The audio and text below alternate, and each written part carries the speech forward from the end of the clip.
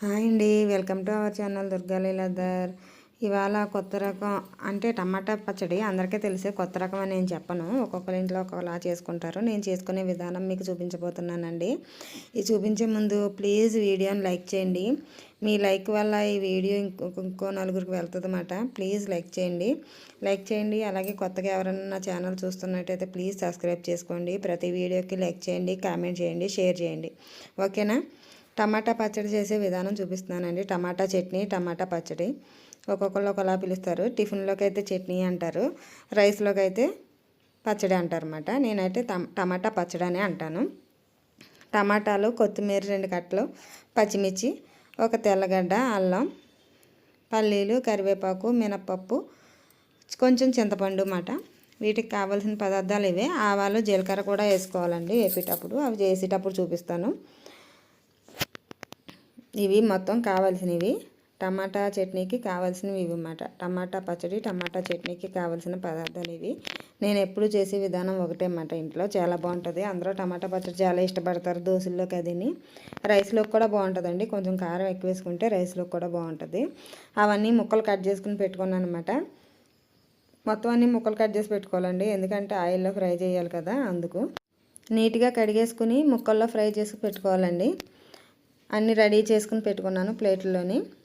ఇంకా మనం పొయ్యి మీద కళాయి పెట్టుకొని ఫ్రైకి ముందు బాగా వేపుకోవాలన్నమాట. అన్నీ కూడా బాగా వేపుకుంటేనే టమాటా పచ్చడి రుచి అనేది తెలుస్తుంది అన్నమాట. నేను చేసినట్టు చేసి నేను చూపించిన విధంగా చేసి మీరు నాకు కామెంట్లో చెప్పండి ఎలాగుందనేది.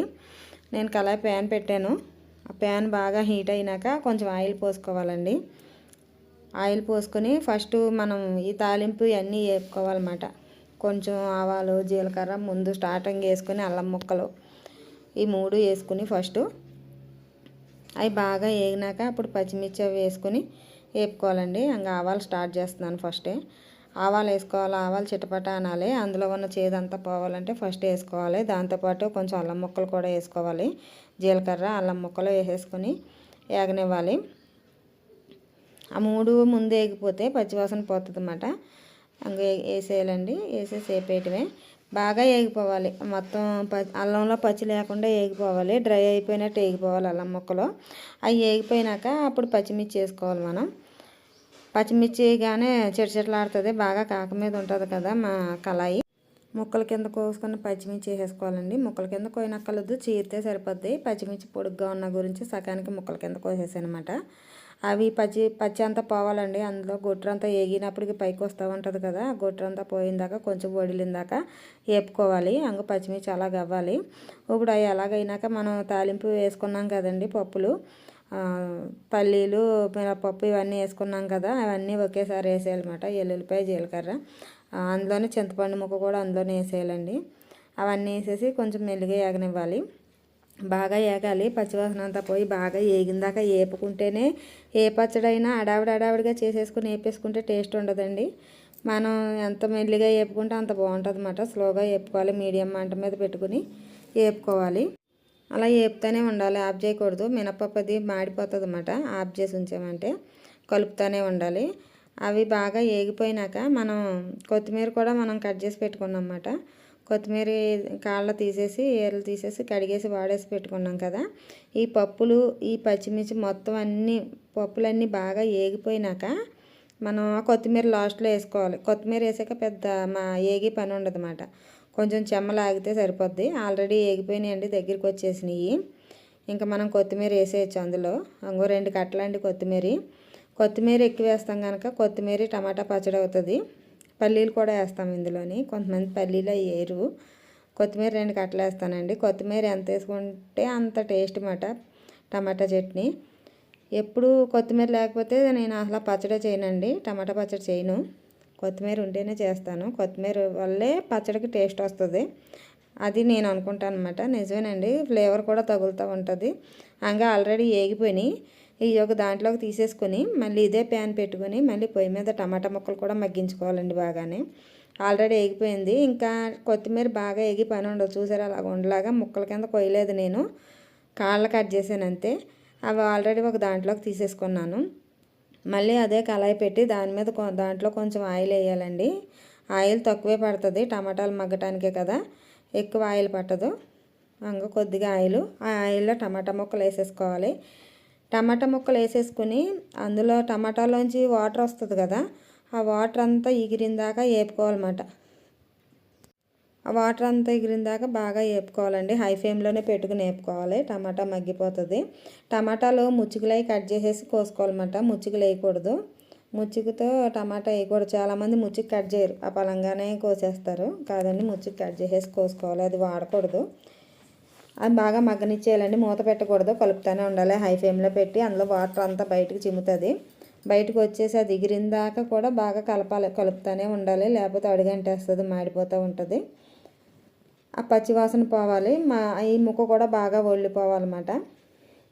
అప్పుడు ఈ మగ్గిపోయినాక మనం ముందు వేపుకున్నాం కదండి పప్పులు, పచ్చిమిర్చి ఇవన్నీ, అవి మిక్సీలో వేసేసుకోవాలి. ముందు అవే మనం కొంచెం కచ్చపిచ్చ కింద అవే ముందు ఫస్ట్ ఆడాలన్నమాట. టమాటా ముక్కలు వేసేస్తే ముందే అవి మెత్తగా అవ్వవు. ముందు ఇది కొంచెం బరగ్గా ఆడుకోవాలి, మిక్సీ పెట్టేసుకోవాలి. తగినంత ఉప్పు వేసుకొని, ఆల్రెడీ చింతపండు అందులోనే వేస్తాం కనుక కొంచెం సాల్ట్ వేసుకుంటే సరిపోతుంది మన టేస్ట్కి తగ్గట్టు.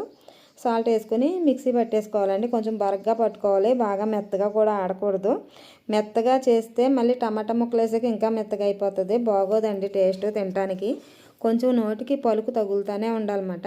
ఇప్పుడు ఆ టమాటా ముక్కలు, మగ్గబెట్టిన టమాటా ముక్కలు ఉన్నాయి కదా, అవి పచ్చి ఇంకా కనిపిస్తుంది మనకి.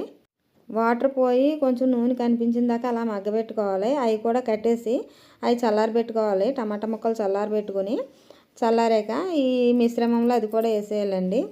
ఇది కూడా వేసేసి కొంచెం బరగ్గా 2 తిప్పులు తిప్పితే సరిపోద్ది. ఎక్కువ కూడా మిక్సీ పట్టి పని ఉండదు, చిన్న మెల్లిగా తిప్పితే సరిపోతుంది, ఎక్కువ తిప్పి పని ఉండదు అన్నమాట. ఎందుకంటే టమాటా వాటర్తో టమాటా చట్నీ ఎప్పుడు కూడా టమాటాలు మగ్గబెట్టుకునే చేసుకోవాలి. వాటర్తో చేసామంటే పచ్చడి నిలవ ఉండదు.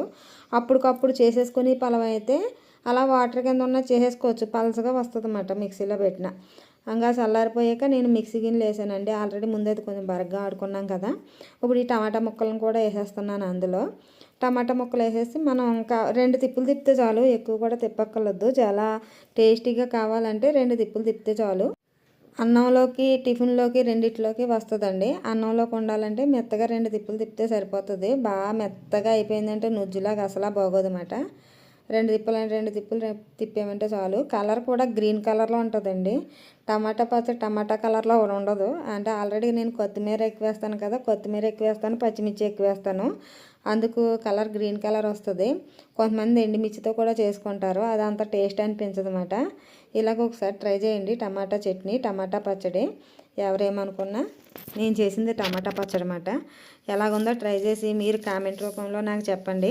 అలాగే నా వీడియోస్ అన్నీ పూర్తిగా చూసి ప్లీజ్ లైక్ చేయండి, సబ్స్క్రైబ్ చేసుకోండి నా channel Durga Leeladhar YouTube channel అన్నమాట. ఇన్స్టాగ్రామ్ ఐడి కూడా ఉందండి, అందులో కూడా చెక్ చేయండి, అందులో ఫాలో చేయండి, ఈ ఛానల్ సబ్స్క్రైబ్ చేసుకోండి. టమాటా పచ్చడిని ఒక్కసారి ట్రై చేసి మీ ఒపీనియన్ని కామెంట్ రూపంలో తెలియజేయండి. మీరు ప్రతి వీడియోకి లైక్ చేయండి, నేను పదే చెప్తున్నాను. ఓకేనండి, వీడియో నచ్చితే లైక్ చేయండి, షేర్ చేయండి, ప్లీజ్ సబ్స్క్రైబ్ చేసుకోండి, నన్ను ఇలాగే సపోర్ట్ చేయండి. ఓకేనండి, బాయ్.